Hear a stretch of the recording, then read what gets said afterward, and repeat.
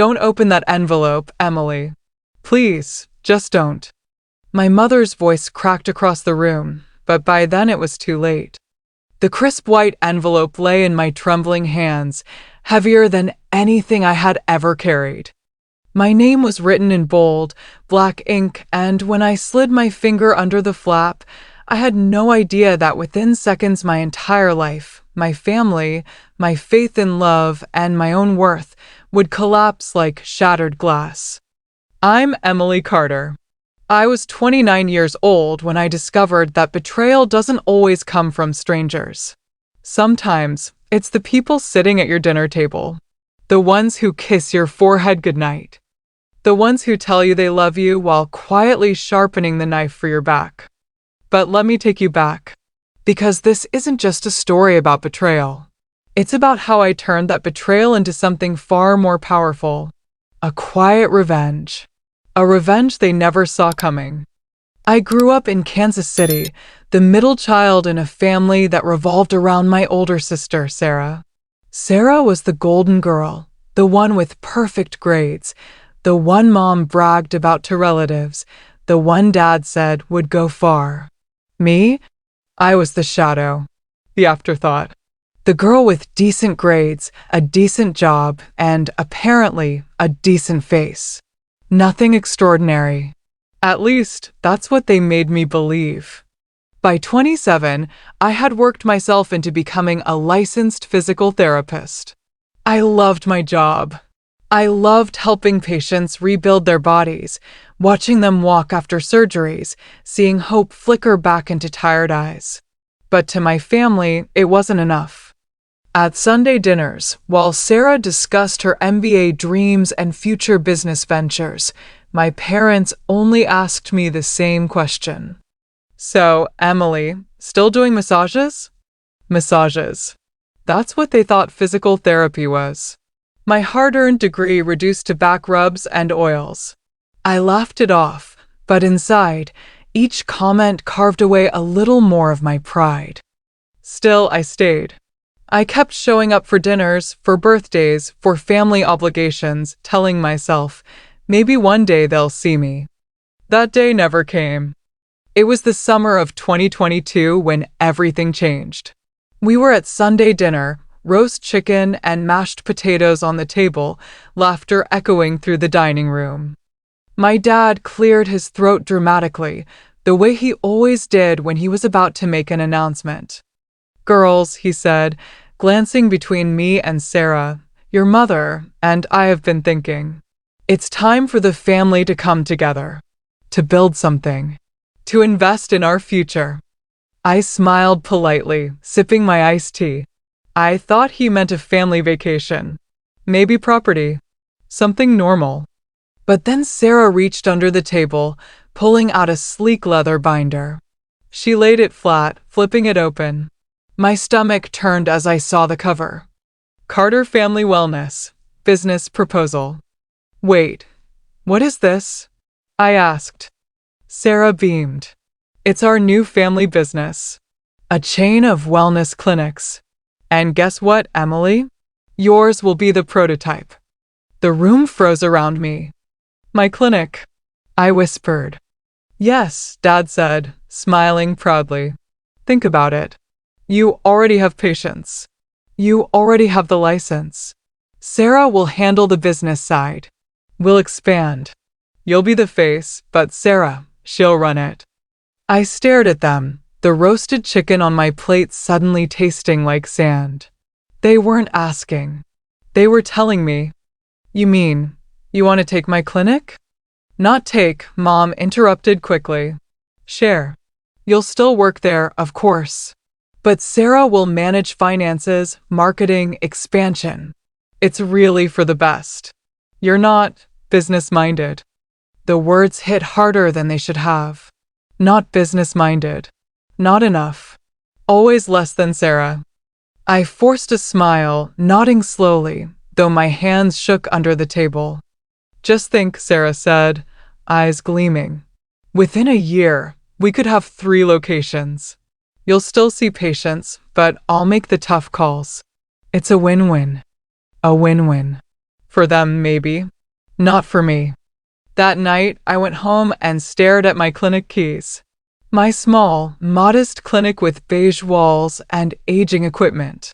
It wasn't perfect, but it was mine. Every patient who walked through the doors, every dollar earned, every late night spent studying to pass my boards, it was mine. And now my family wanted to claim it. At first, I thought maybe I could reason with them. Maybe they just didn't realize what they were asking. But within days, their intentions became clearer. Sarah showed up at my clinic unannounced, notebook in hand, walking through the waiting room as if she owned the place. "These chairs will have to go," she said casually, jotting notes. "We'll need brighter lighting. More branding." I swallowed my anger. "Sarah, you're a guest here. This is my clinic." She smiled sweetly. Not for long. The breaking point came 2 weeks later. I arrived at Sunday dinner to find a thick envelope sitting at my spot at the table. My name, bold ink. "What's this?" I asked. "Just open it," Dad said. I did. And inside was a legal contract. A document transferring 60% ownership of my clinic to my sister. My vision blurred. My hands trembled. "This is a joke," I whispered. "It's not," Mom said gently, as though speaking to a child. "Emily, we're trying to help you. You'll still work there, but Sarah will ensure it grows.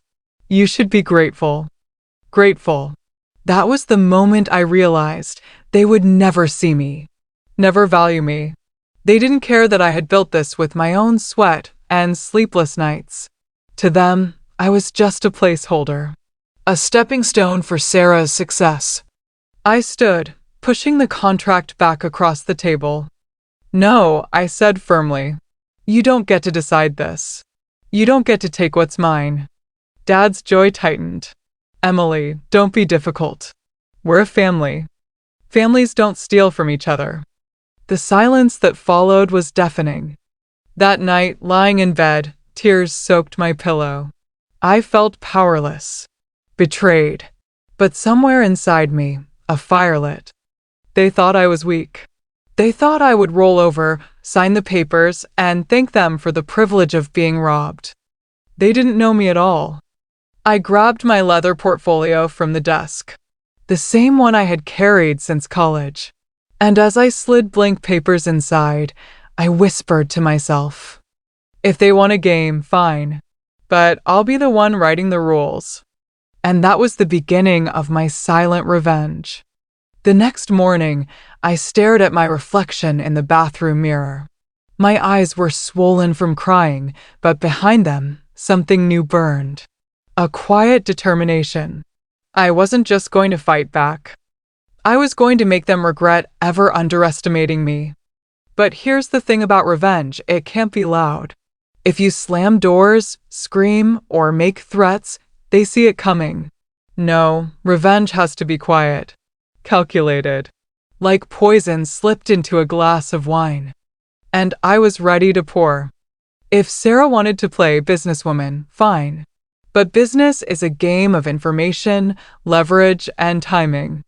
Over the next few weeks, I pretended to cooperate. I smiled at Sunday dinners.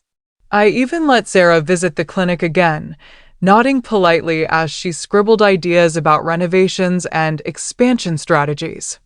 But while she walked through my halls, I was quietly building a wall she couldn't see. I upgraded my clinic's financial software and password-protected every file. I transferred sensitive patient data to secure storage. I created a new email system she couldn't access. By the time I was done, the clinic was locked tighter than Fort Knox. But I didn't stop there. I started researching Sarah. I pulled her LinkedIn, her resume, her so-called business partners. That's when I found the first crack. Sarah had debts. Big ones. Student loans, personal loans, even a failed attempt at launching an online boutique that left her with credit card balances in the tens of thousands. And yet, she had managed to convince my parents she was the smart one, the business genius. I smirked, closing my laptop. She had no idea the ground under her feet was already crumbling. The contract they gave me had been drafted by a family lawyer. I knew refusing to sign it wouldn't be enough. They'd just pressure me again. No, I needed to make sure if they pushed, it would backfire. So I contacted my own lawyer, a sharp, no-nonsense woman named Victoria Hayes. "Your family wants to transfer ownership," she said, raising an eyebrow. "Yeah," I muttered. "But I'm not letting them. I need protection." Victoria leaned back in her chair, steepling her fingers. "Then let's play offense, not defense." Together, we rewrote my clinic's incorporation papers. We added clauses that made me the sole decision-maker. If anyone tried to force ownership changes without my explicit consent, it would automatically trigger legal penalties. By the time the paperwork was finalized, I wasn't just protected, I was untouchable. The real brilliance of revenge isn't just protecting yourself. It's letting them walk straight into their own destruction. 2 months later, Sarah announced at Sunday dinner that she had already started pitching our supposed wellness chain to investors. "You'll love this, Emily," she said smugly. "A local investor is willing to fund our first expansion. We're talking hundreds of thousands of dollars." My parents clapped like she had just cured cancer. "That's amazing," Mom gushed. "Emily, aren't you proud of your sister?" I forced a smile. "Of course. But tell me, Sarah, did you sign anything?" Her eyes sparkled. "Not yet. But I will. This is big. Huge. We're going to be millionaires." Millionaires. That was Sarah's dream. Recognition, wealth, power. But dreams built on lies always collapse. 2 weeks later, I got the call I had been waiting for. "Emily?" Victoria's voice was calm, almost amused. "Your sister attempted to sign an expansion deal under your clinic's name. The investors reached out for verification. Of course, I told them the truth. Sarah has no legal rights." I smiled. "And what did the investors say?" "They're furious. Apparently, she promised them equity she didn't own. They're considering suing her for fraud." I closed my eyes, letting the relief wash over me. Sarah had walked straight into the trap. But the story didn't end there. When my parents found out, chaos erupted. "You embarrassed us." Dad yelled at me over the phone. "How could you let your sister get humiliated like that?" "Let her," I shot back. "She humiliated herself. She tried to sell something that wasn't hers." "That's fraud, Dad. You don't blame me for her mistakes. You should have helped her." Mom cried. "You're supposed to be family." "No," I whispered coldly. "Family is supposed to protect each other. Not steal. Not betray. You chose Sarah. Now live with the consequences." And then, for the first time in my life, I hung up on them. Sarah's investors pulled out. Her debts piled higher. Word spread quickly in our community. Sarah Carter wasn't the brilliant entrepreneur she pretended to be. She was reckless, unreliable. Meanwhile, my clinic flourished. Patients referred friends. I upgraded the space, repainted, added new therapy equipment. Business boomed. One afternoon, as I was locking up, Sarah appeared at the door. Her eyes were bloodshot, her voice hoarse. "Emily, please," she whispered. "I need your help.